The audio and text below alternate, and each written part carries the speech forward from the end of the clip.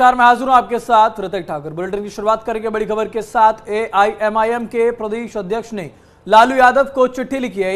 AIMIM को महागठबंधन में शामिल करने का आग्रह किया गया है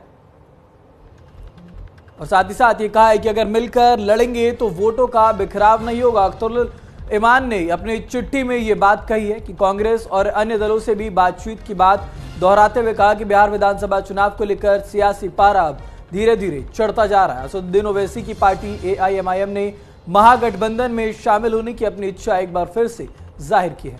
बिल्कुल, और बिहार एआईएमआईएम के अध्यक्ष और विधायक अख्तरुल इमान ने राजद सुप्रीमो लालू प्रसाद को इस संबंध में चिट्ठी भी लिखी है और अख्तरुल इमान ने राजद सुप्रीमो लालू यादव को चिट्ठी लिखकर पार्टी को महागठबंधन में शामिल करने के लिए आग्रह किया है। उन्होंने लिखा, अगर हम लोग मिलकर चुनाव लड़ेंगे तो सेक्युलर वोटों का बिखराव नहीं होगा और अगली सरकार महागठबंधन की बनेगी। तो अहम जानकारी आपको दे रहे हैं। बिहार के चुनाव से पहले हलचल तेज हो गई है और अब बिहार के चुनाव में एआईएमआईएम की एंट्री होती हुई नजर आ रही है।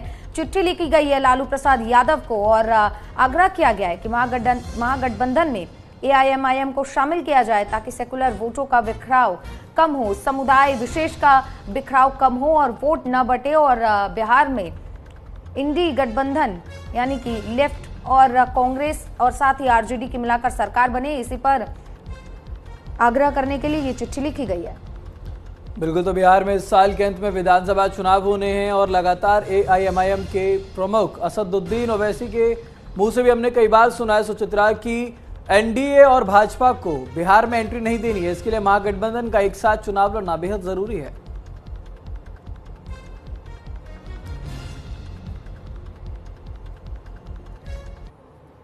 तो वहीं बिहार में चुनाव होने और इसको लेकर आरजेडी की राष्ट्रीय कार्यकारिणी की बैठक होनी है आज। औपचारिक रूप से अध्यक्ष घोषित होंगे लालू प्रसाद यादव।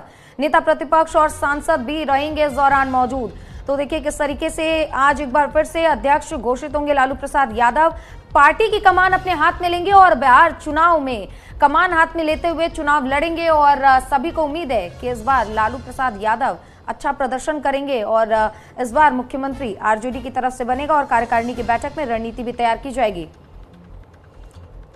तो बिहार विधानसभा चुनाव इस साल के अंत में होने और ऐसे में तमाम जो पार्टियां हैं अपनी कमर कसती हुई नजर आ रही हैं और ऐसे में आरजेडी में औपचारिक रूप से आज राष्ट्रीय कार्यकारिणी की बैठक है जिसमें औपचारिक रूप से लालू प्रसाद यादव को पार्टी अध्यक्ष घोषित कर दिया जाएगा। तो साफ तौर पर यह कहना लाजमी होगा कि लालू प्रसाद यादव इस बार जो विधानसभा चुनाव होने उसमें आरजेडी का नेतृत्व खुद करेंगे। तमाम जो बड़ी रणनीति हैं उनको ये खुद तय करेंगे, साथ ही जो बड़े फैसले हैं वो लालू प्रसाद यादव की तरफ से लिए जाएंगे।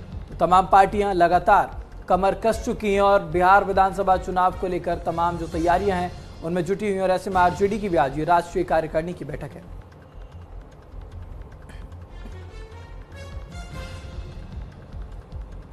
तो आपको हम जानकारी दे रहे हैं जहां एक तरफ ओवैसी ने लालू प्रसाद यादव को चिट्ठी लिखकर ये कहा है कि महागठबंधन में शामिल किया जाए ताकि वोटों का बंटवारा ना हो सके। दूसरी तरफ आज आरजेडी के राष्ट्रीय कार्यकारिणी की बैठक होगी जिसमें लालू प्रसाद यादव ऑफिशियली आरजेडी की कमान आज अपने हाथ में लेंगे और कई फैसले लेंगे ताकि बिहार के चुनाव की रणनीति को तैयार किया जा सके, समीकरण तैयार किया जा सके ताकि बीजेपी एनडीए को किस तरीके से मात देना है, जो एरिया कमजोर है ऋतिक उन सब तमाम इलाकों पर नजर डाली जाएगी, कहां से किसको टिकट देना, इन तमाम मुद्दों पर आज चर्चा होगी और इसलिए कार्यकारिणी की बैठक में आज ऑफिशियल तरीके से लालू प्रसाद यादव को अध्यक्ष घोषित कर दिया जाएगा।